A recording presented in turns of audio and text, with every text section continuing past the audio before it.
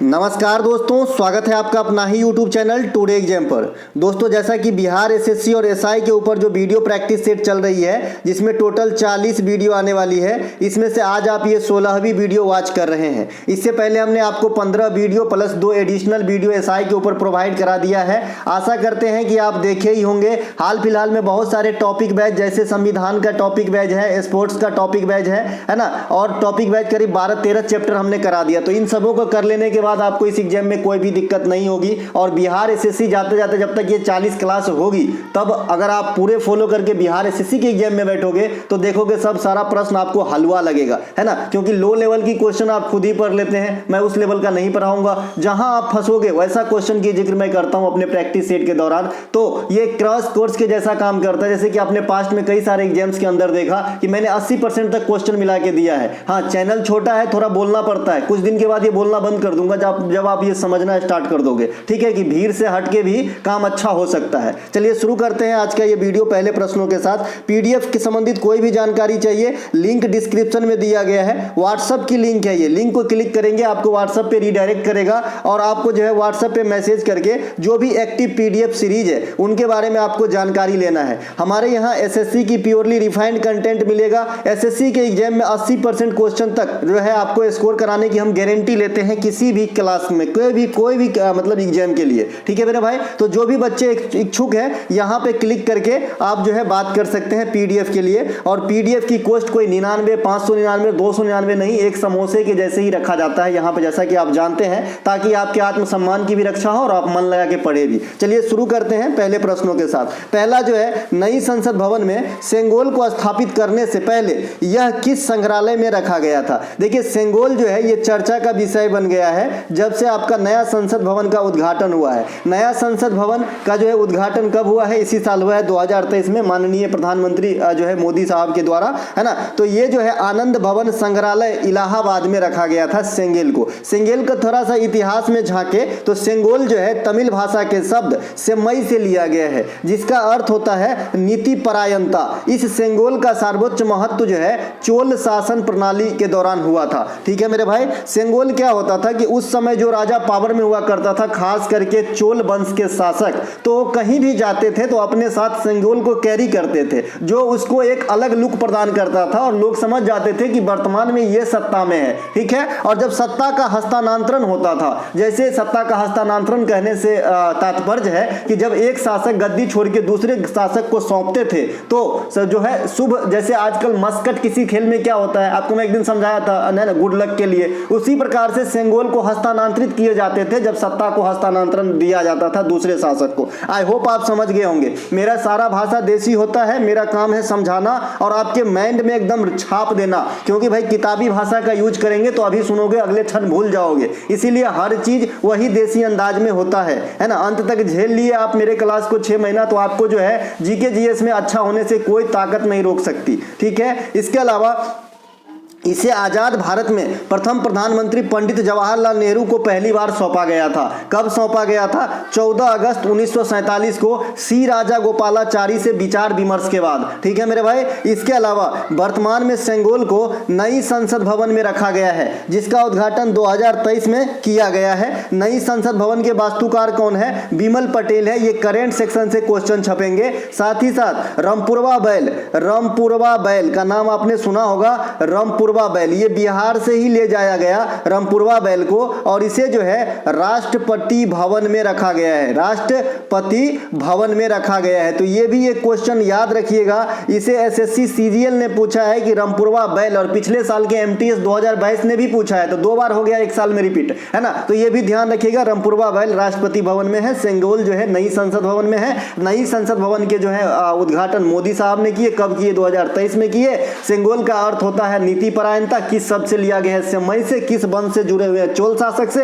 चोल शासक के संस्थापक कौन थे? विजयालय थे। चोल शासक क्यों प्रसिद्ध था? तो अपने प्रशासन तंत्र के लिए, साथ ही साथ उनकी जो है व्यापारिक पावर काफी ज्यादा हुआ करता था, साथ ही साथ नौसैनिक पावर बहुत ज्यादा था। क्योंकि अगर आप चोल की मतलब ये देखोगे कि कहां कहां अधिकार किया, तो जो भी तटवर्तीय भारत है ना, जो भी तटवर्ती भारत है इस साइड वाला, है ना, यहाँ पे जो यहाँ भी ये भी जो तटीय प्रदेश है, यहाँ पे इन्होंने जो है शासन किया था। तो क्या क्या होगा कि इसकी समुद्री व्यापार काफी फले फूले उसके काल में, है ना। चलते हैं आगे, मजा आ रहा होगा तो लाइक भी करना भाई। इसके अलावा मेक इन इंडिया कार्यक्रम कब शुरू किया गया था? देखिए मेक इन इंडिया कार्यक्रम 2014 में शुरू किया गया था। जैसा कि आप जानते हैं कि बहुत सारे चीज हम जो है विदेशी वाले को अवॉइड किए हैं, खास करके चाइना वाले को। तो मेक इन इंडिया कार्यक्रम का उद्देश्य है घरेलू मैन्युफैक्चर को बढ़ावा देना, ठीक है मेरे भाई। तो घरेलू मैन्युफैक्चर को बढ़ावा देने के उद्देश्य से 2014 में शुरू किया गया था make in India. Namami Gange योजना जो गंगा सफाई अभियान है, इसे भी 2014 में जल संसाधन मंत्रालय के द्वारा शुरू किया गया था। हालांकि मुझे नहीं लगता कि यह पूर्ण रूप से सफल हो पाया यह अभियान।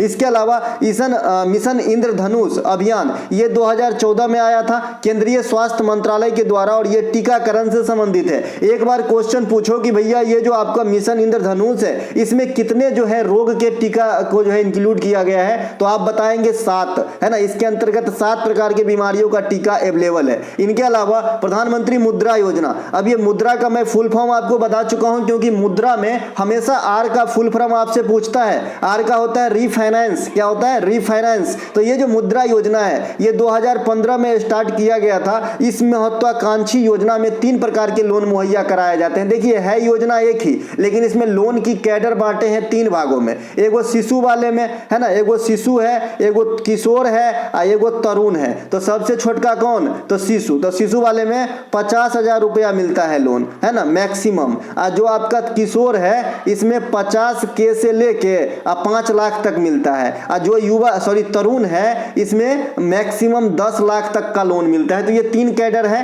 ध्यान रखेंगे। इनके अलावा अटल पेंशन योजना, यह वित्त मंत्रालय की योजना है। चूंकि आप गवर्नमेंट जॉब की तैयारी कर रहे हो मेरे भाई, तो गवर्नमेंट जॉब की जो तैयारी कर रहे हो, आपका जब जॉब लग जाएगा तो आपका एक एनपीएस अकाउंट बनेगा। क्या बनेगा भाई? एक एनपीएस अकाउंट बनेगा, है ना, जिसमें आपको एक प्रान नंबर दिया जाता है, परमानेंट रिटायरमेंट अकाउंट नंबर। ये भी जब समझिए एक बार, क्योंकि बिहार एसएससी ने, है ना, बिहार एसआई ने एनएसडीएल का फुल फॉर्म पूछा, है ना, जो ये एजेंसी इसको कैरी मतलब होता है, चलाता है, तो इसका भी फुल फॉर्म पूछा गया है। तो ये जो प्रान कार्ड आपको मिलेगा ना, तो उसमें 3 प्रकार के स्कीम वर्तमान में सरकारी महकमे में दिया जाता है। एक एसबीआई का मतलब आपको जमा करने के लिए ऑप्शन देगा कि आप इसमें कितना % जमा करना चाहते हैं। एक अटल पेंशन देगा और एक एलआईसी देगा। ये 3 चलता है, मैं बता रहा हूं, मैं अपने हिसाब से बता रहा हूं, अभी तो नया मैं आजकल देखा नहीं, लेकिन ये तीनों चलता है, ठीक है मेरे भाई। तो इसमें जो है अटल वाले की जो ये उम्र सीमा है, ये इसीलिए 40 वर्ष तक ही रखा गया है, ठीक है मेरे भाई, है ना। 40 वर्ष के बाद जनरली सरकारी महकमे में नौकरी नहीं होती है, इसीलिए जो है यहां से आप याद रख सकते हैं। इनके अलावा प्रधानमंत्री आवास योजना, हाँ आप सिविल सर्विस की बात अलग है भाई, है ना। प्रधानमंत्री आवास योजना 2015 में शुरू किया गया था, ये ध्यान रखेंगे। इसके अलावा स्मार्ट सिटी मिशन योजना 2015 में शुरू किया गया था। और करंट सेक्शन के टॉप क्वेश्चन है कि 100वां स्मार्ट सिटी के रूप में किस शहर को चिन्हित किया गया? तो शिलांग को चिन्हित किया गया है, जो 100वां स्मार्ट सिटी भारत का बना है।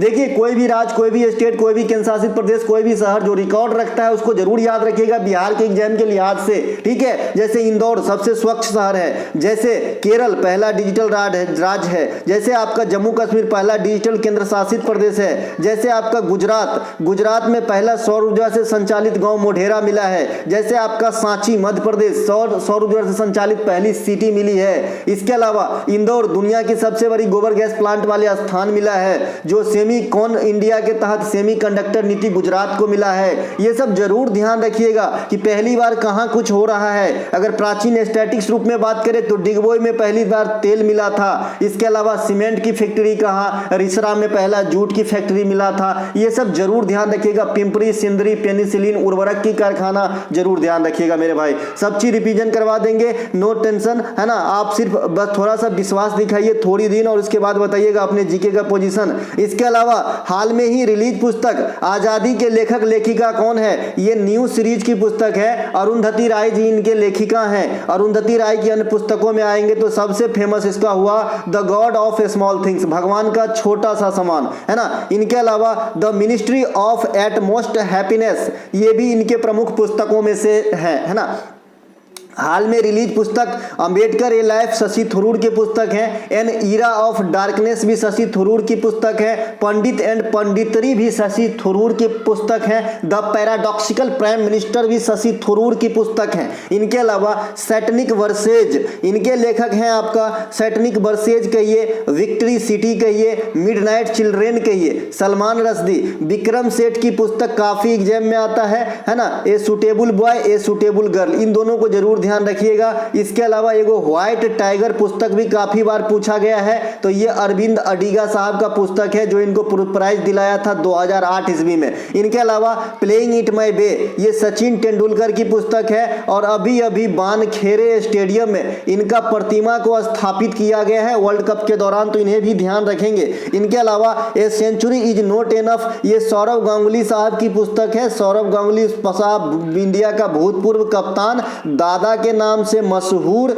साथ ही साथ बीसीसीआई के इससे पहले रोजर बिन्नी के पहले यही थे आपका अध्यक्ष। A life is not enough Natwar Singh की पुस्तक है, ये नेता है। इनके अलावा the live we carry, the light we carry, overcoming in uncertain times तथा बिकमिंग, ये दोनों ही पुस्तक मिशेल ओबामा की है। और जब पत्नी का आ गया तो पति को भी आना जरूरी है। द ऑडेसिटी ऑफ होप है ना, the dream of my father, इस प्रकार की पुस्तक जो है बराक ओबामा साहब लिखे हैं। देखिए बराक ओबामा साहब एक सम्मानीय पर्सन है, अमेरिका के राष्ट्रपति 2 बार रह चुके हैं और वर्तमान समय में कोई प्राइवेट जॉब करते हैं। हमारे यहाँ एक बार पंचायत में आप सेलेक्ट हो जाइए, उसके बाद तो गाड़ी पे 100 लिखाया जाता है कि पूछो ही मत, है ना। लेकिन देखिए ये यहाँ से हमें सीखना चाहिए। इनके अलावा किस प्रमुख राष्ट्रीय अंतर्राष्ट्रीय फुटबॉल खिलाड़ी ने 200 अंतर्राष्ट्रीय मैच खेलने का गिनीज वर्ल्ड रिकॉर्ड बनाया है ना। तो 200 अंतर्राष्ट्रीय मैच खेलने का रिकॉर्ड फुटबॉल में बहुत होता है, क्रिकेट में ये छोटा सा आंकड़ा है। क्रिकेट में लोग 600 भी खेल सकते हैं। जैसे अभी एक क्वेश्चन पूछा था सीजीएल ने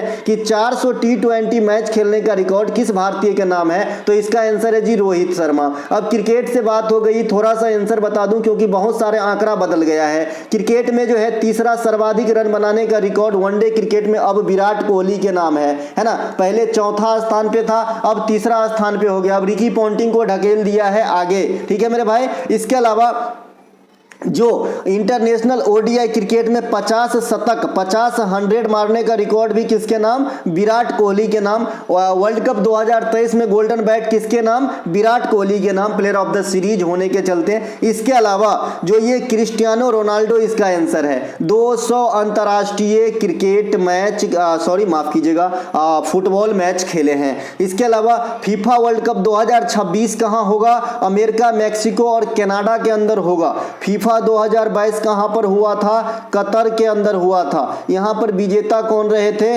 अर्जेंटीना, और उपविजेता कौन रहे थे, फ्रांस रहे थे। यहां पे 3 अवार्ड दिया गया था, गोल्डन बैट, गोल्डन बॉल और गोल्डन ग्लव्स, है ना। गोल्डन बॉल दिया गया था मेसी को, गोल्डन ग्लव्स दिया गया था एमिलियानो मार्टिनेज को, और गोल्डन बूट दिया गया था किलियन एम्बाप्पे को। इसमें बैट नहीं बूट होता है पहनने वाला, गोल्डन बैट क्रिकेट में होता है ना। इसके अलावा जो फीफा महिला वर्ल्ड कप 2023 में कंडक्ट कराओगे, ये कहां पे हुआ था, ये ऑस्ट्रेलिया और न्यूजीलैंड में बराबर हुआ था, बराबर मेजबानी मतलब संयुक्त रूप से, पार्शियली। इसके अलावा इसके विजेता स्पेन है, उपविजेता कौन है, इंग्लैंड है। फीफा की स्थापना क्या कब होती है, 1904 में होती है। मुख्यालय कहां पे है, ज्यूरिख में है। इनके अलावा भारत में अब तक फीफा का आयोजन कितनी बार हुआ है, तो लड्डू बार, मतलब 0 बार नहीं हुआ है। इसके अलावा भारत में पहली बार एशियाई गेम 1951 दिल्ली में हुआ था। आखिरी एशियाई गेम जो 2022 वाला 23 में कराया गया, कहां पर कराया गया और भारत को कितना पदक मिला है, आप लोग कमेंट करेंगे। मैं आपको ऑप्शन देता हूं, 2000 कहां कराया गया और कितना बोले हैं ना, तो हाँ, तो मैं इंडोनेशिया 100 पदक, ऑस्ट्रेलिया 108 पदक, है ना। इसके अलावा मैं देता हूं मालदीव 107 पदक, चीना 107 पदक। तो ये भारत की स्थिति कहां है करंट वाली एशियाई गेम में, बताइएगा। इनके अलावा जो है राष्ट्रमंडल खेल 2010 में भारत में हुआ था, दिल्ली में। Hockey world cup latest 2023 Orissa में हुआ है। क्रिकेट वर्ल्ड कप 2023 भारत को पूर्णतः मेजबानी पहली बार मिला था। एशियाई महिला हॉकी चैंपियनशिप ट्रॉफी 2023 भारत के झारखंड में हुआ है और विजेता भी बने हैं जापान को हरा के। तो ये सब ध्यान रखेंगे। इसके अलावा भारत में महान फुटबॉलर्स सुनील छेत्री। अगर भारत में फुटबॉल के नाम लेंगे आप तो सुनील छेत्री साहब सबसे महान खिलाड़ी हैं, जिन्होंने 93 गोल किए हैं मेरे भाई, 93 गोल। और गोल करने के मामले में ये दुनिया की तीसरी सबसे बड़े खिलाड़ी हैं। अगर आप इस बात को थोड़ा सा रिलैक्स होकर सोचे तो ये बहुत बड़ी बात है कि न तो फीफा में हम भाग लेते हैं, न तो हमारा फीफा से रिलेशन है, फिर भी एक ऐसा खिलाड़ी जो इतने आगे तक चला गया। और अगर यही चीज क्रिकेट में हुआ होता तो मुझे लगता है कि इसे क्रिकेट की जो है सबसे बड़ा उपाधि दिया गया होता। लेकिन ये फुटबॉल में है, यहाँ पे ज्यादा क्रिकेट से ज्यादा किसी और को प्रेम नहीं किया जाता है, इसीलिए ये थोड़ा पर्दे के पीछे है। वरना ये बहुत महान खिलाड़ी, 93 गोल किए हैं फुटबॉल के अंदर 145 मैच में। वर्ल्ड में तीसरा सबसे अधिक गोल करने वाले हैं 2 विदेशी खिलाड़ी के बाद। एगो तो आपका क्रिस्टियानो रोनाल्डो जो पुर्तगाल के हैं, और दूसरा लियोनेल मेसी जो अर्जेंटीना के हैं, और तीसरा आपका सुनील छेत्री साहब का ही नाम आएगा। देखिए सुनील छेत्री 2021 में मेजर ध्यानचंद पुरस्कार भी दिया गया है। एक प्रश्न मैं आपसे पूछता हूं, असम का कौन सा महिला क्रिकेटर पहली बार क्रिकेट में पदार्पण किया है? क्योंकि उसका भी सरनेम छेत्री ही है। अगर आपको याद हो तो कमेंट जरूर कीजिएगा, क्योंकि मैं बता रखा हूं। इसके अलावा निम्नलिखित में से किस राज्य की सीमा चीन के साथ नहीं लगती? तो बिहार की सीमा कभी भी चीन के साथ नहीं लगता है। चीन के साथ जम्मू कश्मीर, हिमाचल प्रदेश, सिक्किम, उत्तराखंड तथा अरुणाचल प्रदेश की सीमा लगती है। इनके अलावा भारत की सबसे लंबी स्थलीय सीमा बांग्लादेश के साथ 4096 किलोमीटर की सीमा बांग्लादेश के साथ भारत तय करता है, तथा बांग्लादेश के साथ असम, त्रिपुरा, मिजोरम, मेघालय तथा पश्चिम बंगाल राज्य टच में है। त्रिपुरा में स्टार लगाया गया है। त्रिपुरा से क्वेश्चन पूछता है कि बांग्लादेश से 3 तरफ से घिरा हुआ भारतीय राज्य तो त्रिपुरा है। भारत की सबसे छोटी सीमा अफगानिस्तान के साथ, जो हमारा यहाँ पर जो आपका पीओ के अधिकृत लद्दाख के पास एरिया है, तो यहाँ पे छोटा सा किनारा लगता है, मात्र 106 किलोमीटर।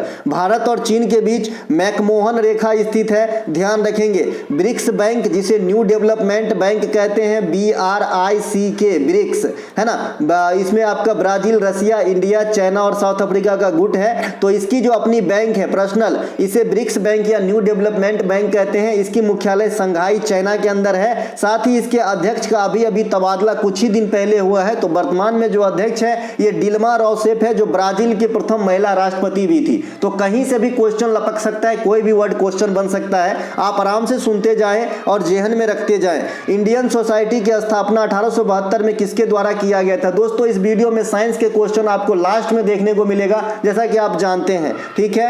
इंडियन सोसाइटी की स्थापना 1872 में किसके द्वारा? तो आनंद मोहन बोस साहब के द्वारा किया गया था। इंडिया हाउस की स्थापना श्यामजी कृष्ण वर्मा के द्वारा 1905 में लंदन में किया गया था। और ये जो इंडियन सोसाइटी है इसकी भी स्थापना लंदन में ही किया गया था। तो ये दोनों बात ध्यान रखें। आज जो भी आपका इंडियन शब्द से स्टार्ट होगा, कोई भी संस्था, कोई भी समूह, कोई भी गुट, उसको मैं क्लियर करूंगा ताकि आप एग्जाम में अच्छे से बिना कंफ्यूजन शुद्ध आंसर लगा के आए मेरे भाई, मेरे दोस्त, मेरे बंधु, मेरे बहन, है ना। देखिए ईस्ट इंडिया एसोसिएशन की स्थापना 1866 में दादा भाई नौरोजी के द्वारा लंदन में करी गई थी। इसके अलावा इंडियन एसोसिएशन की स्थापना 1876 में, ये है ईस्ट इंडिया एसोसिएशन, ये है सिर्फ इंडियन एसोसिएशन। तो ईस्ट इंडिया एसोसिएशन की स्थापना दादा भाई नौरोजी, इसे ग्रैंड ओल्ड मैन, भारत के लिए पहली बार राष्ट्रीय आय का अनुमान भी यही लगाए थे, है ना। और ब्रिटिश संसद में पहली बार इसे ही सिलेक्ट किया गया था, चुना गया था, ठीक है मेरे भाई। तो दादा भाई नौरोजी से भी इतनी बात जरूर ध्यान रखिएगा। और कांग्रेस के जो आपका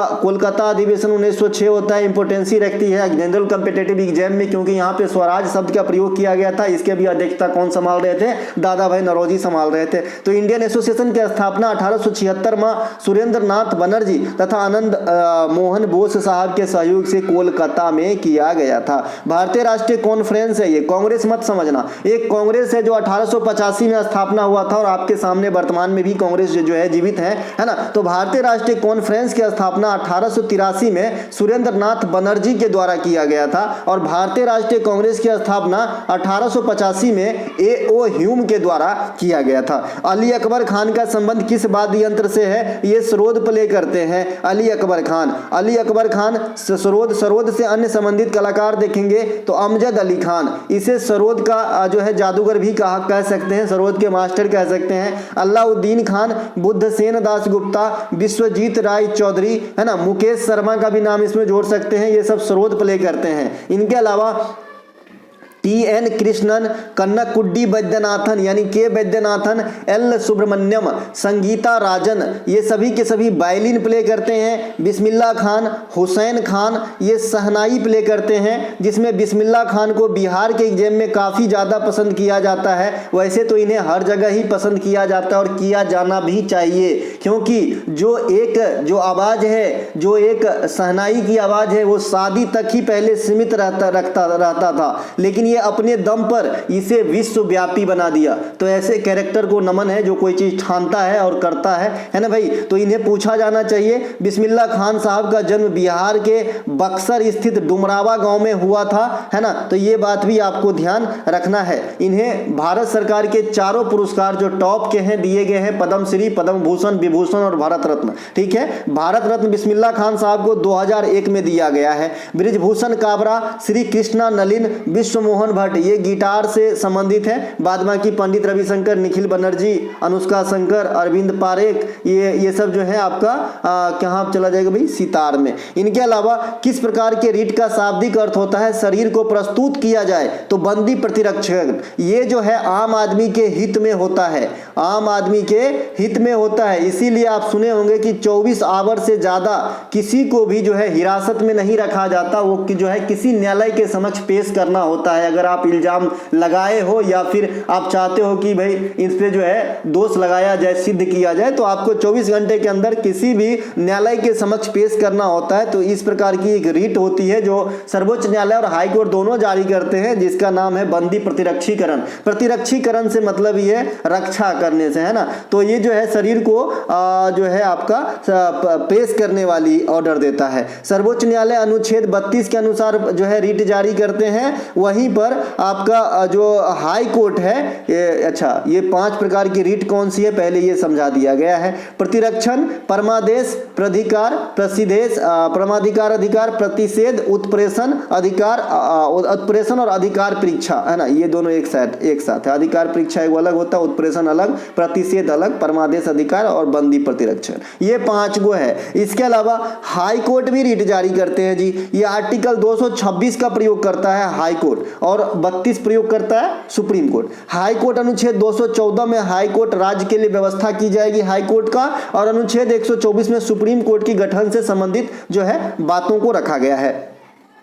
सुप्रीम कोर्ट का गठन 1950 में किया गया था और पहला मुख्य न्यायाधीश आज भी पूछे जाते हैं जस्टिस हीरालाल कानिया, और अभी 50वां मुख्य न्यायाधीश चल रहा है DY चंद्रचूड़ साहब, है ना। 49वें थे UU ललित साहब, है ना। इसके अलावा वर्तमान में भारत में कितने हाई कोर्ट हैं, तो 25 हाई कोर्ट हैं। एक क्वेश्चन आपको जो है हिस्ट्री से पूछता है कि आज़ादी के पूर्व सुप्रीम कोर्ट का गठन कहाँ करा गया था, तो कोलकाता में किया गया था, फोर्ट विलियम कॉलेज परिसर में। इसको ध्यान रखेंगे। 1773 रेगुलेटिंग एक्ट में जो है रह गई कमियों को दूर करने के लिए कौन सा एक्ट लाया गया था। जैसे होता है ना कि कोई भी चीज आप लॉन्च करते हैं, बाद में आपको लगता है कि यार इसमें तो थोड़ी सुधार करने की जरूरत है, तो इसी प्रकार से जो 1773 में आपका एक्ट आया और इसमें जो कमी रह गई, जो रिलीज हुआ बाद में, रिलाइज हुआ, माफ कीजिएगा, रिलाइज हुआ कि भाई इन सब चीजों को दूर करा जाना चाहिए। तो इसके लिए जो है आपका पिट्स इंडिया एक्ट 1784 लाया गया। पिट्स इंडिया एक्ट 1784 के तहत ईस्ट इंडिया कंपनी के राजनीतिक और वाणिज्यिक कार्यों को अलग अलग कर दिया गया। जो ईस्ट इंडिया कंपनी पहले एके में दाल भात खाता था, अब दाल को अलग और भात को अलग, दाल को कटोरा में रख दिया गया और भात को छिपा में। ठीक है मेरे भाई। इसके अलावा पिट्स इंडिया एक्ट 1784 के तहत बोर्ड ऑफ कंट्रोल, ये काफी बार पूछे गए हैं कि बोर्ड ऑफ कंट्रोल की जो है स्थापना या फिर ये निकाय का गठन किस एक्ट के थ्रू हुआ था, तो 1784 Pitt's India act. Vernacular press act तथा इंडियन आर्म्स एक्ट ये काफी बार पूछे जाते हैं। हाल फिलहाल में दोनों का गठन 1878 में हुआ था। वर्नाक्युलर प्रेस एक्ट आपको पत्रकारिता पर अंकुश लगाता था, वहीं इंडियन आर्म्स एक्ट जो है इसके तो नाम से ही स्पष्ट है, ये आज भी चलता है हमारे यहाँ, लेकिन आजादी के बाद ये 1959 में लाया गया था। ठीक है, तो ये जो है आपका, एक सेकेंड, यहाँ गलत है, ये रिपन नहीं करना, ठीक है, ये आपका लीटन करना, लीटन, ठीक है, ये लिट्टन के समय हुआ था, लॉर्ड लिट्टन के समय।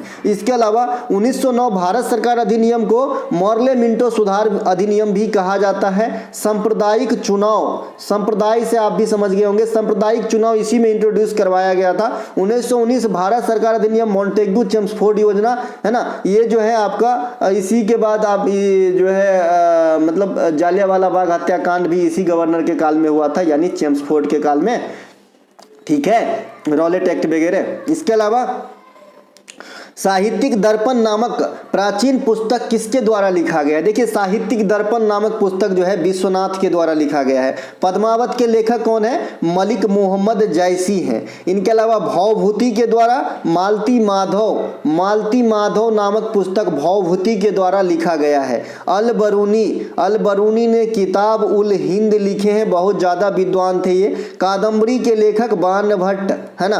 प्रयाग प्रशस्ति कवि हरिसेन के द्वारा लिखा गया है, जो समुद्रगुप्त की बखान करते हैं।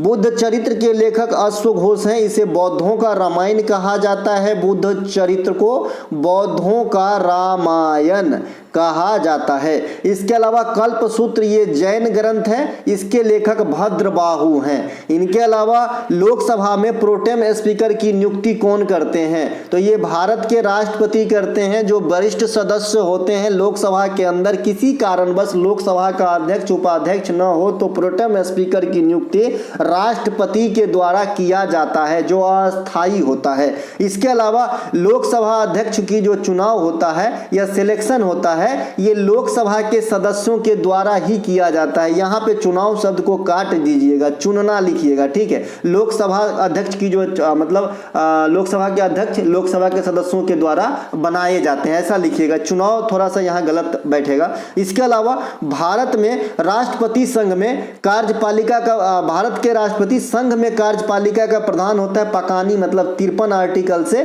तथा संसदीय प्रमुख भी होते हैं, तीनों सेनाओं के प्रमुख भी होते हैं। इसके अलावा राष्ट्रपति प्रधानमंत्री की नियुक्ति करते हैं आर्टिकल 75(1) के अनुसार। यह आर्टिकल इंपोर्टेंट है। बाद में जो भी मंत्रीगण होते हैं मंत्रिमंडल के, उनके में जो नियुक्ति में प्रधानमंत्री की सलाह ली जाती है। मेरे भाई ये भी क्वेश्चन पूछे गए हैं। इनके अलावा राष्ट्रपति जो बाहरी हो गया, मंत्रिमंडल से थोड़ा सा बाहर झांक के देखे, जो स्वायत्त संस्था है वहां पे किसे किसे नियुक्त करते हैं? तो यूपीएससी के अध्यक्ष तथा उनके सदस्य, सर्वोच्च न्यायालय के न्यायाधीश, उच्च न्यायालय के न्यायाधीश, राज्यपाल, महान्यवादी, नियंत्रक महालेखा परीक्षक इत्यादि अधिकारी गण की भी नियुक्ति कौन करते हैं? राष्ट्रपति साहब करते हैं। सभी राज्यों के हाई कोर्ट में जो न्यायाधीश का ट्रांसफर होगा, तबादला होगा, ये किसके अनुमति से होंगे, किसके द्वारा करे जाएंगे? तो प्रेसिडेंट के द्वारा। राष्ट्रपति प्रसाद पर्यंत पद को धारण करता है कौन? महान्यवादी और राज्यपाल। राष्ट्रपति ही समय से पूर्व लोकसभा को भंग करने के लिए उत्तरदायी है, आर्टिकल 85 के अनुसार। इसके अलावा मर्डेका कप का संबंध किस खेल से है? फुटबॉल से है। फुटबॉल के अन्य प्रतियोगिता में कोलंबो कप, इसमें श्रीलंका, भारत और भी जो आस पड़ोस के हमारा पड़ोसी देश हैं भाग लेते हैं। जूल्स रिमेट कप, है ना, रोबर्ट्स कप, संतोष ट्रॉफी, सुब्रतो मुखर्जी कप, ये सभी के सभी फुटबॉल खेल से संबंधित है। थॉमस कप, उबेर कप, ये बैडमिंटन से है, लेकिन थोड़ा सा फर्क है। थॉमस पुरुष बैडमिंटन से, उबेर महिला बैडमिंटन से, ये पार्टिकुलर भाग लेते हैं। थॉमस कप 2022 के विजेता भारत पहली बार बना था इंडोनेशिया को हरा के। आज भी ये क्वेश्चन एग्जाम में आने के लिए आतुर है, मुझे पूछो। इसके अलावा फुटबॉल से संबंधित शब्द कौन से हैं? ड्राइव, देखिए ड्राइव क्रिकेट में भी होता है, मैं पहले भी बता रखा हूं। पेनल्टी किक, डिसेंट, है ना, ड्रिबलिंग, एक से अधिक खेल में ड्रिबलिंग का भी इस्तेमाल होता है। पेनल्टी शूट आउट मुकाबला होता है, फुटबॉल में होता है। फॉल होता है फुटबॉल में, लूज बॉल फुटबॉल में होता है। इसके अलावा बैडमिंटन से संबंधित कुछ शब्द है, देखिए यहाँ भी ड्राइव है और क्रिकेट में भी ड्राइव है। तो बहुत सारे जो खेल के शब्दावली के शब्द होते हैं कॉमन भी होते हैं। रैली, नेट, ड्रॉप शॉट, ये ड्यूस भी एक से अधिक खेल में प्रयोग किया जाता है। इसके अलावा निम्नलिखित में से बिहार के किसी एक वस्तु को जीआई टैग से सम्मानित नहीं किया गया है। किस एक वस्तु को, किस, है ना, तो यहाँ पे मोतीचूर के लड्डू को कोई भी जीआई टैग बिहार में नहीं दिया गया है। खाद्य पदार्थ की बात करेंगे तो सिलाव खाजा को जीआई टैग दिया गया है। सिलाव खाजा कुछ इस प्रकार से होता है और यहाँ पे ऐसे ऐसे ऐसे बने होते हैं, ऐसे ऐसे, ठीक है। ये हो गई खाजा, 1 नंबर बनाया मैंने खाजा, है ना। तो ये सिलाव खाजा है, इसे दिया गया है। बिहार के मुजफ्फरपुर की शाही लीची, आप जानते हैं कि मुजफ्फरपुर वाला एरिया लीची के लिए फेमस है ना। तो शाही लीची को दिया गया है। भागलपुर के कतरनी चावल, हालांकि खाली भागलपुर में नहीं, हमरो घर में होता है कतरनी चावल। सिल्क, इस सिल्क को दिया गया है। जर्दालू आम हर जगह होता है। मगही पान, सुजनी साड़ी और मिथिला पेंटिंग जो हमारे यहाँ मधुबनी दरभंगा के फेमस हैं, खास करके मधुबनी, तो इनको भी दिया गया है। मरचा धान, मरचा धान चंपारण का धान है, इन्हें भी दिया गया है। मिथिला मखाना, ये मखाना मिथिला जो मखाना अनुसंधान केंद्र जानते हैं आप दरभंगा में है, तो उन्हीं क्षेत्र में पाए जाएंगे। ये पानी का फल होता है, पानी में होता है मखाना। एक कांट वाला जो आपका पैकेट रहता है उसके अंदर काला काला बीज रहता है, वो मखान है। जब उसको फ्राई करते हैं आग पे बालू के साथ तो व्हाइट व्हाइट निकलता है, काफी हाइजेनिक होता है मखाना, तो और शुद्ध भी होता है, पूजा पाठ में भी यूज होता है। तो इनको भी जीआई टैग दिया गया है। सबसे पहले दार्जिलिंग चाय को 2004 में जीआई टैग दिया गया था। इनके अलावा प्रारूप समिति के गठन कब किया गया था भाई, तो 29 अगस्त 1947 को। बच्चे को क्या लगता है, बच्चे को लगता है कि यार प्रारूप समिति का गठन हम क्यों ना आज़ादी के पहले करवा दें, है ना। तो गलती हो जाएगा मेरे दोस्त। प्रारूप समिति का गठन आज़ादी के बाद 29 अगस्त 1947 को करी गई थी। प्रारूप समिति में कितने सदस्य थे, तो अध्यक्ष सहित 7, जिसमें भीमराव अंबेडकर जो है अध्यक्ष हुआ करता था। इसमें 6 गो अन्य सदस्य को देखेंगे तो अंबेडकर साहब तो अध्यक्ष हो गए, एन गोपाला स्वामी अयंगर, अल्लादी कृष्णन, इसके अलावा doctor K M. Munshi, Syed Ahmed Saadulla, N Madhavrao और टीटी कृष्णमाचारी। इससे पहले डीपी खैतान साहब भी थे, जो है ना बाद में पोस्ट छोड़ने के बाद इनके जगह पे दूसरा को लाए गए। तो ये वर्तमान में जो फाइनल सिलेक्शन है वो सदस्य का नाम यहाँ पे है। इनके अलावा संविधान सभा के समक्ष उद्देश्य प्रस्ताव किसने पेश करा था, तो ये भी जवाहरलाल नेहरू साहब ही पेश करा था। संविधान सभा की प्रथम बैठक 9 दिसंबर 1946 को हुआ था। इसमें टेम्पररी अध्यक्ष, अस्थायी अध्यक्ष, सबसे बुजुर्ग आदमी सच्चिदानंद सिन्हा को चुना गया था। बाद में उसके 2 दिन के बाद 11 दिसंबर को एक और बैठक होती है, सेकेंड वाली, और इसमें परमानेंट अध्यक्ष के रूप में डॉक्टर राजेंद्र प्रसाद को चुना जाता है, जो आगे चलकर देश रत्न, हमारे देश के प्रथम स्वतंत्र भारत के राष्ट्रपति बने और 2 कार्यकाल तक रहे।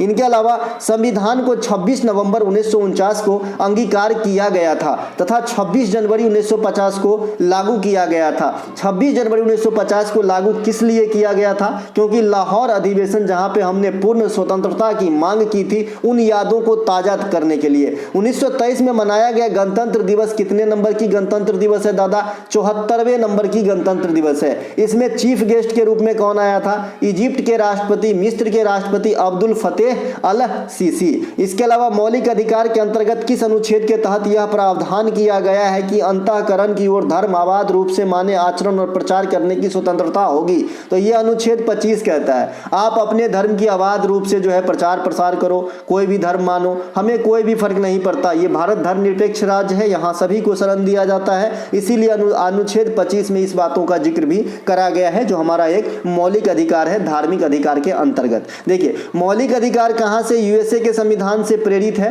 ना। वर्तमान में कितने हैं, 6 है। पहले 1978 से पहले 7 हुआ करता था, लेकिन संपत्ति के अधिकार को 44वां संविधान संशोधन के द्वारा रिप्लेस किया गया, मौलिक अधिकार से विधिक अधिकार बना दिया गया। इसे भाग 3 में आर्टिकल 12 से 35 के बीच में रखा गया है। मौलिक अधिकारों में 6 से 14 वर्ष तक के बच्चों को निःशुल्क शिक्षा देना 86वां संविधान संशोधन 2002 के द्वारा आर्टिकल 21A को जोड़ के जो है रखा गया है। इसी के तहत 11वां मौलिक कर्तव्य भी बना था, ये पेरेंट्स पे लागू होता था, सेम संवैधानिक संशोधन 86वां के द्वारा जो 11वां मौलिक कर्तव्य बना। अनुच्छेद 14 से 18 ये समानता का अधिकार दर्शाता है, जिसमें अलग अलग आर्टिकल के अलग अलग मीनिंग है। तो समानता के अधिकार के लिए कितने आर्टिकल अलॉट है, तो 5। इसके अलावा 19 से 22 स्वतंत्रता के अधिकार से संबंधित है, 25 से 28 धार्मिक स्वतंत्रता, 29 और 30 अल्पसंख्यक के हित, उनके जो अपना स्कूल होता है अल्पसंख्यक लोगों का, तो वो चलाने के लिए स्वतंत्र है ना, वो अपनी जो है और भी चीजों के लिए स्वतंत्र है, यानी इनके फेवर में है। इनके अलावा अनुच्छेद 32 संवैधानिक उपचारों के अधिकारों से संबंधित है और आम आदमी के मौलिक अधिकार की जब हनन हो जाए तो सुप्रीम कोर्ट तक आप जा सकते हो, आपका राइट है। तो ये आर्टिकल 32 पावर देता है। इसे संविधान का आत्मा भी माना है कौन, भीमराव अंबेडकर साहब। वैसे मौलिक अधिकार जो नागरिक के साथ साथ विदेशियों को भी दिया जाता है, इंपॉर्टेंट पॉइंट है, तो इसे भी देखिए, है ना। विदेशियों को आपको आर्टिकल 14 प्राप्त होगा, जो समता का अधिकार है, समता का अधिकार है, इक्वलिटी का राइट है। अपराधों के लिए दोष सिद्ध के संबंध में संरक्षण हेतु, है ना, आर्टिकल 20 ये भी आपको प्राप्त होगा विदेशियों को। प्राण एवं दैहिक स्वतंत्रता अनुच्छेद 21 ये भी विदेशी को मिलेगा। कुछ मामले में हिरासत एवं नजरबंदी से संरक्षण अनुच्छेद 22 ये भी विदेशी को मिलेगा। बलात् श्रम पे रोक अनुच्छेद 23 जो बंधुआ मजदूर या मानव तस्करी है वो विदेशियों पर भी लागू होता है। जो नहीं कि विदेशी आए तो उसको जो है बेच डालो, ऐसा नहीं है। कारखाना आदि में बच्चे पर नियोजन, जो 14 वर्ष से कम उम्र के बच्चे काम पे नहीं लगाए जाएंगे, आर्टिकल 24 कहता है, तो ये भी विदेशियों पे लागू होता है। तथा धर्म की सभी बात विदेशियों पे लागू होता है। ठीक है मेरे भाई, 25, 26, 27। इसके अलावा निम्नलिखित में से किसका मिलान गलत किया गया है? वन्य जीव संरक्षण अधिनियम 1972, 73वां संविधान संशोधन अधिनियम 1993, एकीकृत ग्रामीण विकास योजना 1978, राष्ट्रीय ग्रामीण रोजगार गारंटी योजना यानी नरेगा 2006। तो भाई इसमें जो गलती है ये ना दूसरा गलती है। दूसरा गलती इसलिए है कि 73वां संविधान संशोधन अधिनियम सिर्फ आया था 1992 के अंदर। यहाँ पे ये बात तो नहीं लिखा है इस लाइन में कि लागू हुआ। अगर इसी में मैं लागू शब्द लगा दूं, है ना, 73वां संविधान संशोधन अधिनियम लागू, तो 1993 अपने जगह परफेक्ट है। लेकिन यहाँ पे लागू नहीं होने के कारण ये 1992 में आया था, तो इसीलिए यह गलत है, इसे करेक्ट करें। इसके अलावा 73वां संविधान संशोधन अधिनियम 1993 को 24 जनवरी को जो है माफ कीजिएगा 24 अप्रैल कीजिएगा इसे, ठीक है, 24 अप्रैल को लागू हुआ था, है ना। कहीं नहीं जाएगा जी, मेरा काटा हुआ पानी नहीं मांगता है ना। ये 24 अप्रैल को लिखिएगा, ठीक है, 24 अप्रैल, करेक्शन कर दूंगा, 24 अप्रैल को जो है 1993 में 73वां संविधान संशोधन अधिनियम जो 1992 में आया था ये लागू हुआ। इसीलिए हम जो है 24 अप्रैल को, यहाँ पे फिर से लिखा है 24 अप्रैल को हम ग्राम पंचायत दिवस के रूप में मनाते हैं। ठीक है मेरे भाई। इसके अलावा 24 जनवरी कहेंगे तो बालिका दिवस होता है मेरे भाई, तो एक के दिन में कितना दिवस मनाइएगा आप, है ना, तो ये दिक्कत हो जाएगी, इसीलिए करेक्शन कर लीजिएगा, 24 अप्रैल होगा। 11वीं अनुसूची ऐड किया गया था यही 73वां संविधान संशोधन के द्वारा, और इस 11वीं अनुसूची में ग्राम पंचायत से संबंधित 29 मदों को शामिल किया गया है। साथ ही साथ जो पंचायती को संवैधानिक दर्जा दिया गया ना, वो भी 73वां संविधान संशोधन में ही हुआ। पंचायत में सदस्यता हेतु 21 वर्ष न्यूनतम उम्र सीमा है। पंचायत की बात हो चाहे नगर पालिका की बात हो, दोनों का चुनाव कौन कराता है? स्थानीय निकाय। यहाँ पे स्थानीय निकाय से क्या तात्पर्य है आप लोग कमेंट करेंगे, तब मैं समझूंगा कि आप समझ पा रहे हो, है ना भाई। देखिए, एक तो चुनाव आयोग होता है, एगो राज्य में चुनाव आयोग होता है कि राज्य चुनाव आयोग है। तो यहाँ पे स्थानीय निकाय से क्या तात्पर्य है आप लोग बताइएगा। त्रिस्तरीय पंचायत में ग्राम स्तर पे ग्राम पंचायत होता है और जिला स्तर पे जिला परिषद होता है ना। इसके अलावा एशियाई बिलीवियर्स चैंपियन 2023 का आयोजन कहाँ हुआ? तो ये कतर में हुआ है। एशियाई बिलीवियर्स चैंपियनशिप 2023 के विजेता पंकज आडवाणी, इंडिया का फेमस बिलीवियर्स के खिलाड़ी। उप विजेता ब्रिजेश दमानी है। एशियाई कबड्डी चैंपियनशिप 2023 इसके भी विजेता भारत है, उप विजेता ईरान है। हाल फिलहाल में देखें तो कई सारे कप ट्रॉफी के विजेता भारत है, वो तो हमारा दुर्भाग्य जो हम वर्ल्ड कप नहीं जीत पाए। एशियाई महिला हॉकी चैंपियनशिप ट्रॉफी 2023 विजेता भारत, उप विजेता जापान, मैच हुआ झारखंड में। एशियाई पारा गेम्स 2023 विजेता चीन है और यहाँ पे भारत की जो है स्थान 5वां रहा था, तो ये बात भी ध्यान रखेंगे। पैरा वाला, पैरा मतलब जो है डिजेबल पर्सन। राज्य के नीति निर्देशक सिद्धांत में कौन सा एक गांधीवादी सिद्धांत के अंतर्गत नहीं आता? देखिए 3 प्रकार के जो है आपका डीपीएसपी में सिद्धांत है, सबसे ज्यादा क्वेश्चन संविधान से आता है आपके बिहार के एग्जाम में। ग्राम पंचायत का गठन और आवश्यक शक्तियां प्रदान करना, आर्टिकल 40 ग्राम पंचायत से जो है ये आपका आ जाता है कहां पे? गांधीवादी में। इसके अलावा पशु बलि पर रोक, उनके नस्लों में सुधार, ये भी गांधीवादी में एकदम आ जाता है, ये 48 आर्टिकल कहता है। पर्यावरण का संरक्षण तथा संवर्धन तथा वन्य जीवों की रक्षा, अनुसूचित जाति और जनजातियों तथा कमजोर वर्गों के शोषण से सुरक्षा, देखिए ये भी आ जाता है आपका, ये 46 आर्टिकल होगा, ये भी आ जाता है आपका गांधीवादी में। लेकिन जो ऑप्शन सी देख रहे हैं ये भले ही आर्टिकल 48 का एक पार्ट है, आर्टिकल 48 के ए, लेकिन ये गांधीवादी में न रहकर ये दूसरे कैडर में है, तो यहाँ पे ऑप्शन सी नंबर आंसर हो रहा है। ठीक है मेरे भाई। इसका स्रोत लक्ष्मीकांत की बुक हमने पढ़े हैं तो वहां से मैं लिया हूं, बाद बाकी छोटे मोटे किताब में कुछ भी लिख देते हैं। ठीक है मेरे भाई। इसके अलावा पर्यावरण का संरक्षण तथा संवर्धन और वन तथा वन्य जीवों की रक्षा अनुच्छेद 48A के तहत उदार बौद्धिक सिद्धांत का भाग है। आपने डीपीएसपी में 3 प्रकार के नीति देखेंगे, गांधीवादी, उदार बौद्धिक और समाजवादी। तो उस उदार बौद्धिक के अंतर आर्टिकल 48A रखा गया है, लेकिन आर्टिकल 48 जो है गांधीयन में रखा गया है, जहां पे बताया गया है कि कोई भी दुधारू मवेशी या गाय को जो है बलि करना निषेध है। ठीक है भाई। नीति तत्व संविधान के आयरलैंड वाली मतलब प्रथा से जो है प्रेरित है। इसके अलावा इसे भाग 4 में रखा गया है और आर्टिकल 36 से 51 के बीच में है ना। इसके अलावा उद्देश्य क्या होता है इसका? कल्याणकारी राज्य की स्थापना करना। नीति निर्देशक तत्व 3 प्रकार के सिद्धांत को दर्शाए गए हैं, गांधीवादी, उदार बौद्धिक और समाजवादी बता दिया। गांधीवादी सिद्धांत के अंतर्गत आर्टिकल 40 ग्राम पंचायत का गठन, आर्टिकल 43 कुटीर उद्योग को प्रोत्साहन देना, छोटे छोटे जो बिजनेस व्यापार होता है घरेलू, आर्टिकल 46 कमजोर वर्ग की सुरक्षा जो ऑप्शन बी या ए में रखा गया था, बी या डी में रखा गया सॉरी। इसके अलावा अनुच्छेद 47 जो भी नशीली पदार्थ वगैरह उनकी सेवन नहीं करना, आर्टिकल 48 दुधारू मवेशी तथा पशु बलि पर रोक, है ना। तो ये आपका गांधीयन हो गया, गांधीयन। इसके अलावा समाजवादी नीति के अंतर्गत आता है आर्टिकल 38, इसके तहत आर्थिक और राजनीतिक न्याय, सामाजिक व्यवस्था सुनिश्चित करना। 39 का एक कहता है कि समान एवं विधिक निःशुल्क न्याय देना। इसके अलावा लोक सहायता पाने का अधिकार आर्टिकल 41 और प्रसूति सहायता जो हाल फिलहाल में बहुत बार पूछा गया, प्रसूति सहायता आप समझ रहे हैं क्या होता है, जो प्रेगनेंसी के दौरान होती है। तो ये जो है आपका आर्टिकल 42 में है। उदार बौद्धिक सिद्धांत के अंतर्गत आर्टिकल 44 आता है, समान नागरिक संहिता, 6 से 14 वर्ष से कम उम्र के बच्चों को निःशुल्क शिक्षा, यह आर्टिकल 45 डीपीएसपी में भी है, मौलिक अधिकार में भी है और मौलिक कर्तव्य में भी है। शिक्षा का जिक्र 3 जगह है। आर्टिकल 48 फिर से आ गया कृषि और पशुपालन, यह आपका उदार बौद्धिक में आ जाएगा, लेकिन इसके जो है आर्टिकल 48 के जो यहाँ पे आर्टिकल 48 में ये भी आता है। आर्टिकल 48 में दुधारी मवेशी का हत्या निषेध भी आता है और आर्टिकल 48 के ए में जो है वन्य जीव संरक्षण आता है। तो भले आर्टिकल 48 में एक से अधिक तत्व आता है, लेकिन जो पशु वाला है ना वही गांधीयन में रखा गया है, बाद बाकी इन सब चीजों को उदार बौद्धिक में रखा गया। आई होप आप समझ रहे हैं।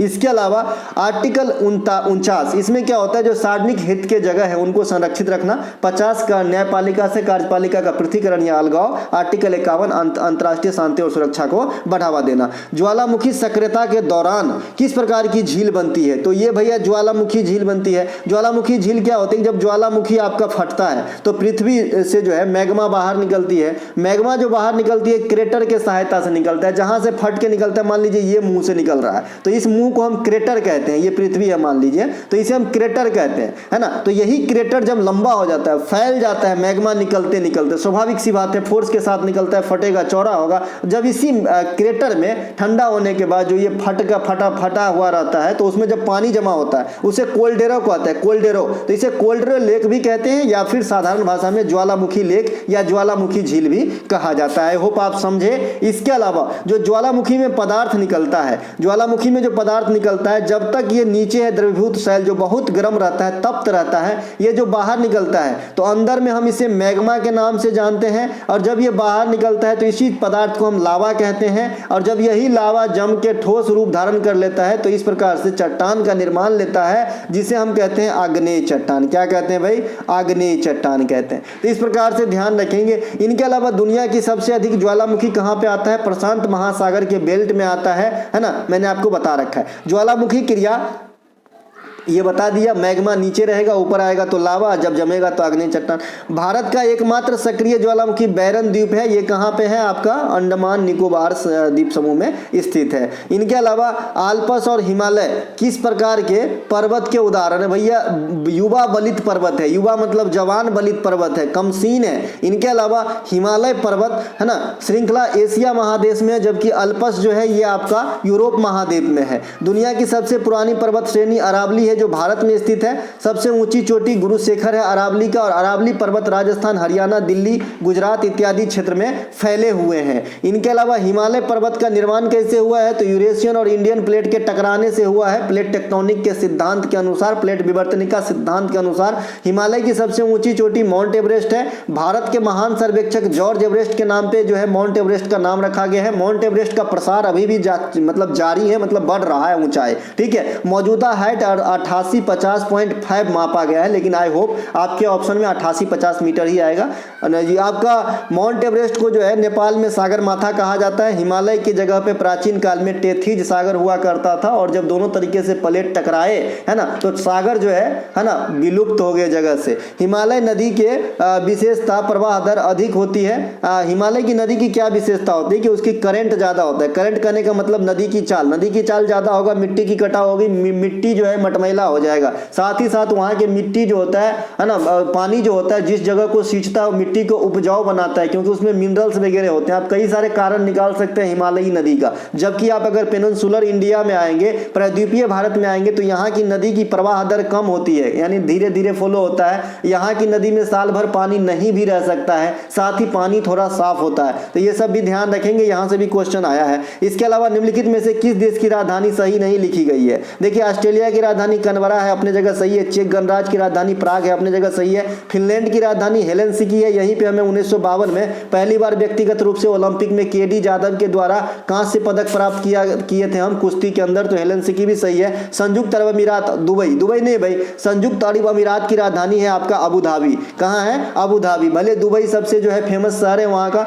लेकिन अबू धाबी है राजधानी। मुद्रा इसका दिरहम है। ऑस्ट्रेलिया की मुद्रा ऑस्ट्रेलियन डॉलर है। ऑस्ट्रेलिया एक ऐसा महाद्वीप है, सबसे छोटी महाद्वीप के साथ साथ इसमें एक भी ज्वालामुखी नहीं है जो नेचुरल तरीके से बनाया गया हो। हाँ, लेकिन ज्वालामुखी है दूर दराज में, लेकिन जो ऑस्ट्रेलिया के है ना आपके राजनीतिक एरिया में नहीं आता है। इसीलिए कहा जाता है कि ऑस्ट्रेलिया महाद्वीप में एक भी ज्वालामुखी नहीं है, और यूरोप में आपका एक भी मरुस्थल नहीं है। एशिया की सबसे लंबी नदी कहाँ फ्लो होती है? चीन में। क्या नाम है? यांग टीसी क्यांग नाम इस नदी का नाम है। विश्व की सबसे लंबी नदी नील है, कहाँ से निकलती है? विक्टोरिया लेक से निकलती है। कहाँ गिरती है? भूमध्य सागर में गिरती है। भूमध्य सागर को लाल सागर को कौन जोड़ता है? स्वेज नहर। स्वेज नहर के बारे में पहले बता रखे हैं, है ना। सबसे बड़ी नदी अपवाह तंत्र की दृष्टि से अमेजन है, और अमेजन की सबसे बड़ी जो सहायक नदी है मेडिरा, ये दुनिया में सबसे बड़ी सहायक नदी है, आपका जो है ट्रिब्यूटरी है। नदी के अध्ययन को क्या कहते हैं? पोटोमोलॉजी कहते हैं। झीलों के अध्ययन को क्या कहते हैं? लिम्नियोलॉजी। मिट्टी के अध्ययन को क्या कहते हैं? पीडोलॉजी। कोसी नदी को बिहार का शोक कहते हैं, ब्रह्मपुत्र नदी को असम का शोक कहते हैं, और महानदी को उड़ीसा का शोक कहते हैं। ये सब ध्यान रखेंगे। यूरोप, अच्छा, पश्चिम बंगाल का शोक दामोदर नदी एक और लिख लीजिएगा, ये भी पूछता है। इनके अलावा यूरोप महादेश की सबसे लंबी नदी बोल्गा है, जो रूस में बहती है ना। बोल्गा नदी यूरोप का सबसे बड़ा नदी है। सितवे पोर्ट किस देश में स्थित है? भैया म्यांमार में स्थित है। इस बंदरगाह का परिचालन किसके अधिकार क्षेत्र में है? आपका भारत और म्यांमार दोनों के संयुक्त रूप से। इस बंदरगाह पर पहला बेड़ा भारत के स्थित श्यामा प्रसाद मुखर्जी, जो कोलकाता बंदरगाह का बदला हुआ नाम है, यहाँ से स्टार्ट किया गया था। बेड़ा कहने का मतलब है लोड। इसके अलावा हम्बनटोटा बंदरगाह, ये श्रीलंका में स्थित है। ग्वादर बंदरगाह, ये पाकिस्तान में है, चाइना के सपोर्ट से चलता है। इसके अलावा चाबाहार बंदरगाह ईरान में है, इसमें भारत का भी हिस्सेदारी है ना, ईरान से हमारा बनता है भाई। इसके अलावा भारत के पूर्वी तट पे बंदरगाह कोलकाता है, पारादीप है, विशाखापत्तनम, चेन्नई, तूतीकोरन। पूर्वी तट कहने का मतलब ये वाला पार्ट, पश्चिमी तट कहने का मतलब अरब सागर किनारे धोने वाला पार्ट। तो पश्चिमी तट पे कौन से हो जाएंगे? मुंबई, कोचीन, कांडला, न्यू मंगलोर, है ना, ये सब मरमा, गोवा, ये सब पश्चिमी तट का हो जाएगा। इसके अलावा अब आगे साइंस वाली क्वेश्चन, ठीक है। ध्वनि का तारतम्य तो किस पर निर्भर करता है? जैसे आप कहते हो, है ना, जैसे एक लड़की बोलती है और एक लड़का बोलता है, तो आप हमेशा फील करते हो कि लड़की की आवाज़ थोड़ा पतली होती है जनरली। अब अपवाद है, कहीं कहीं तो नहीं होता, लेकिन जनरली जो है लड़कियों की आवाज़ थोड़ी सी मतलब पतली होती है, सुनने में अच्छा लगता है, कर्ण प्रिय होता है ना। तो ये क्यों होता है? क्योंकि उसकी जो है ध्वनि में आवृत्ति अधिक होती है। आवृत्ति अधिक होती है, फ्रीक्वेंसी अधिक होती है। फ्रीक्वेंसी अधिक होगा तो तारतम्य अधिक होगा, और जिसमें तारतम्य अधिक होगा उनकी ध्वनि पतली होती है। ठीक है भाई, मेरा ध्वनि बहुत मोटा है तो मेरे में तारुत तो कम होंगे, ठीक है, ये ध्यान रखेंगे। इसके अलावा ध्वनि कैसी तरंग है? ध्वनि कहा जाता है, देखिए ध्वनि है ना, ध्वनि साउंड मैं कहूंगा यहाँ पे। साउंड जो है कैसा है? तो अनुदैर्घ्य होता है। अनुदैर्घ्य तरंग का उदाहरण है, इसमें एक घटना नहीं घटित होती, ध्रुवन की घटना जो प्रकाश में होती है लेकिन ध्वनि में नहीं होती। ध्वनि की आवृत्ति रेंज जो है 3 भागों में हम बांटे हैं इसके फ्रीक्वेंसी बेस्ड के आधार पे। पहला हम कहते हैं अपश्रव्य, दूसरा हम कहते हैं श्रव्य। यहाँ पे मैं नंबराइज कर दूं तो सही रहेगा, 1 नंबर, 2 नंबर, 3 नंबर। देखिए जो अपश्रव्य है ये 20 हर्ट्ज से कम के ध्वनि को कहा जाता है जो हम नहीं सुनते हैं। जो श्रव्य है ये 20 हर्ट्ज से 20,000 हर्ट्ज के बीच की जो ध्वनि है ना उसे हम श्रव्य ध्वनि कहते हैं, ये मनुष्य के द्वारा सुना जाता है। और जो पराश्रव्य है ये 20,000 हर्ट्ज से अधिक ध्वनि को जो है ना, फ्रीक्वेंसी वाले ध्वनि को हम पराश्रव्य कहते हैं जो मनुष्य नहीं सुनता है, कुत्ता, चमगादड़ ये सब सुनता है। इसके अलावा ध्वनि को हम डेसिबल में मापते हैं। पानी के नीचे जो ध्वनि होती है उसको मापने के लिए हम हाइड्रोफोन का यूज करते हैं, और एक वो ओडोफोन होता है जो लोग सुनने के लिए इस्तेमाल करते हैं, कान में लगा लेते हैं। तो ये हाइड्रोफोन ओडोफोन भी ध्यान रखिएगा। डेसिबल जो है ध्वनि की मापने मात्रक है, एसआई मात्रक भी कहेगा तो डेसिबल ही मारिएगा। और मैंने बताया था है ना डेसिबल और बेल में संबंध। ध्वनि को गमन के लिए हमेशा माध्यम की आवश्यकता होती है, मीडियम की आवश्यकता होती है। इसीलिए ध्वनि जो है वैक्यूम में, निर्वात में गमन नहीं करता, नहीं चल सकता। इसीलिए आप चंद्रमा पे बातचीत नहीं कर सकते हैं क्योंकि वहां वायुमंडल नहीं है ना मेरे भाई। लेकिन मुझे आज तक पता नहीं चला कि वहां जो नासा के द्वारा फ्लैग लगाया गया नील आर्मस्ट्रांग 1969 में, तो फ्लैग कैसे फहरा रहा था जब हवा नहीं है ना।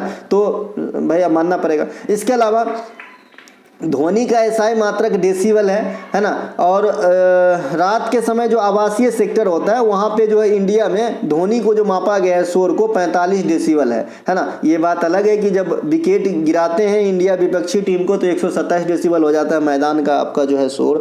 इसके अलावा किस घटना के परिणाम स्वरूप प्रकाश के कण प्रकृति को देखी जाती है। देखिए प्रकाश के कण प्रकृति भी आप देख सकते हैं, प्रकाश के जो है अलग अलग रूप हैं। तो प्रकाश विद्युत प्रभाव के तहत आप प्रकाश के जो कण वाला रूप है उसकी दर्शन कर सकते हैं। इसके अलावा प्रकाश वास्तव में क्या है, विद्युत चुंबकीय तरंग है। हम अनुप्रस्थ तरंग भी कहते हैं प्रकाश को। इसे विचरण करने के लिए किसी भी मीडियम की आवश्यकता नहीं होती है, अर्थात प्रकाश की चाल निर्वात में भी हो सकती है, और निर्वात में ही प्रकाश की चाल सबसे अधिक होती है जो 9 × 10 के पावर है ना 8 किलोमीटर प्रति सेकेंड है ना। तो ये बात भी ध्यान रखेंगे। इनके अलावा सूर्य की प्रकाश पृथ्वी पर विकिरण के माध्यम से आता है तथा पृथ्वी तक पहुंचने में इसे 500 सेकेंड यानी 8.2 मिनट का समय लगता है। 6 के 48, 480 और 20 सेकेंड। इसके अलावा पुरुष की सूर्य की प्रकाश 7 रंगों का मिश्रण होता है। इस घटना का जायजा कहां से लिया जा सकता है, विक्षेपण, प्रकाश की विक्षेपण वाली प्रोसेस से।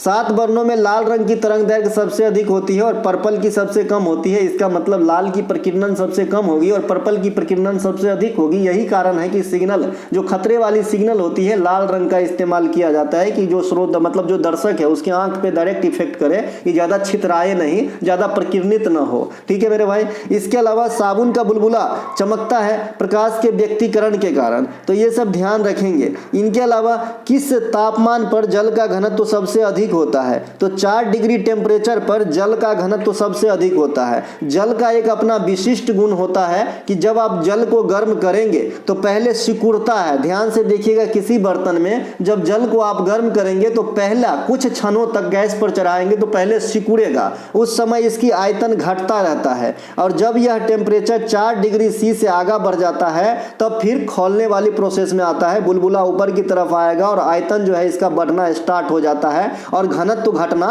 स्टार्ट हो जाता है, क्योंकि आयतन और घनत्व एक दूसरे के विपरीत मतलब विपरीत होते हैं। कहने का मतलब जल को अगर गर्म करेंगे तो शुरुआत में आयतन घटेगा और 4 डिग्री के ऊपर आयतन बढ़ेगा। किसी द्रव पदार्थ को जब साधारण अवस्था में आप गर्म करेंगे तो उसका जनरली आयतन बढ़ता ही बढ़ता है, लेकिन जल में छोटा सा क्लू है, इसीलिए क्वेश्चन पूछा जाता है। जिस बिंदु पर किसी पदार्थ की आयतन सर्वाधिक होगी सेम उसी टेम्परेचर बिंदु पे सबसे कम घनत्व भी होता है, क्योंकि आयतन और घनत्व में कैसा संबंध है बता दिया। पानी के सापेक्षता घनत्व को हम किस मीटर से मापते हैं, हाइड्रोमीटर से मापते हैं, और एक वो हाइग्रोमीटर होते हैं जिससे हम अपेक्षिक आर्द्रता मापते हैं। लेजर का आविष्कार किसने किया था, टी.एच. मेनन ने किया था। लेजर का आविष्कार 1960 में टी.एच. मेनन के द्वारा किया गया था। टीवी का आविष्कार जे.एल. बेयर्ड के द्वारा किया गया था। पारद थर्मामीटर, देखिए पारद थर्मामीटर, पारा वाला थर्मामीटर, ये आपका फ़ारेनहाइट ने किया था। इसीलिए जो है फ़ारेनहाइट भी आपका जो है ताप का जो है मात्रक है। फ़ारेनहाइट होती है, केल्विन होती है, और एक आपका सेल्सियस होती है। ये 3 होती है। तीनों में रिलेशन मैं समझा रखा हूं कि अगर किसी सेल्सियस से केल्विन में बदलना है 273 जोड़ दो, 5 डिग्री को अगर केल्विन बदलना है 273 + 5 कर दो, 278 केल्विन हो जाएगा। और F-32 वाला सूत्र फ़ारेनहाइट और सेल्सियस को बैलेंस करने के लिए किसी और दिन मैं आपको अलग से पेज लेके बता दूंगा एक न्यूमेरिकल बना के। इसके अलावा ये जो पारद थर्मामीटर है ना, देखिए इंडिया में पारद शिवलिंग भी है, ये मुझे पता नहीं था। मैं हाल फिलहाल में ही जब मैं उज्जैन गया था तो वहाँ पे एक पारद से बना हुआ शिवलिंग वाला हमने मंदिर का दर्शन किया, क्या अद्भुत था। इनके अलावा थर्मामीटर के प्रयुक्त पदार्थ पारा है। पारा जो कमरा के टेम्परेचर पे, रूम टेम्परेचर पे नॉर्मल अवस्था में लिक्विड फॉर्म में हो जाता है और अधातु में आपका ब्रोमीन हो जाता है, पारा धातु है। रडार का आविष्कार टेलर और यंग ने किया था। एक्स किरण की खोज विलियम रोएंटगन ने किया था। जहाँ पे एक्सरे होता है वहाँ पे जनरली आप देखे होंगे क्वेश्चन लिखा होता है कि जो प्रेग्नेंट लेडी होता है उनको अंदर नहीं जाया जाता है, क्योंकि ये बहुत सारे चीज को भेद देता है। इनके अलावा फोटोन की खोज अल्बर्ट आइंस्टीन ने किया था। फोटोन आप समझते हैं प्रकाश का एक फॉर्म है जो पैकेट के रूप में होता है, और फोटोन का कहा जाता है कि द्रव्यमान और भार हमेशा शून्य होता है। इसके अलावा सीमेंट के मूल घटक कौन कौन से होते हैं, तो चूना, पत्थर और मृतिका। मृतिका मिक्सचर को कहा जाता है, चूना पत्थर यहाँ पे जो है पार्टिकुलर लिखा गया है। अब इस मृतिका को भी आगे देखेंगे। तो सीमेंट के ये मूल घटक है। सीमेंट में मुख्य रूप से कैल्शियम के सिलिकेट होते हैं तथा एल्युमिनियम के यौगिक का मिश्रण होता है, जो calcium oxide, silica, aluminium oxide और लोहा के ऑक्साइड है ना। तो इन सब की जो है मिली जुली स्वरूप है आपका क्या, सीमेंट। सीमेंट का आविष्कार सबसे पहले दुनिया में 1824 ईस्वी में जोसेफ आस्पदीन नामक वैज्ञानिक इंग्लैंड में किया था। और इंग्लैंड के जो तट हैं आपका पोर्टलैंड तट है ना, तो उसके कलर हल्का लाल होता है। उन्हीं के नाम पे इस सीमेंट का रंग भी थोड़ा लाल था, तो इसीलिए जो है इनका नाम पोर्टलैंड सीमेंट रख दिया। प्लास्टर ऑफ पेरिस का मुख्य घटक क्या है, जिप्सम निर्जलीकरण से प्राप्त होता है। कैल्शियम हेमीहाइड्रेट इसका नाम है Ca और हाफ H2O, मैंने आपको बताया था CaSO4, कैल्शियम सल्फेट हेमीहाइड्रेट, इस प्रकार से। इनके अलावा विरंजक चूर्ण का मुख्य घटक क्या है, बुझा हुआ चूना। बुझा हुआ चूना आप किसे कहते हैं, कैल्शियम हाइड्रोक्साइड को कहते हैं, है ना। जब इस पे क्लोरीन गैस का प्रवाह करेंगे आपका जो है विरंजक चूर्ण कैल्शियम हाइपोक्लोराइड प्राप्त होगा, CaOCl2। इसके अलावा क्विकलैम कैल्शियम ऑक्साइड को कहा जाता है, क्विकलैम जिंदा चूना।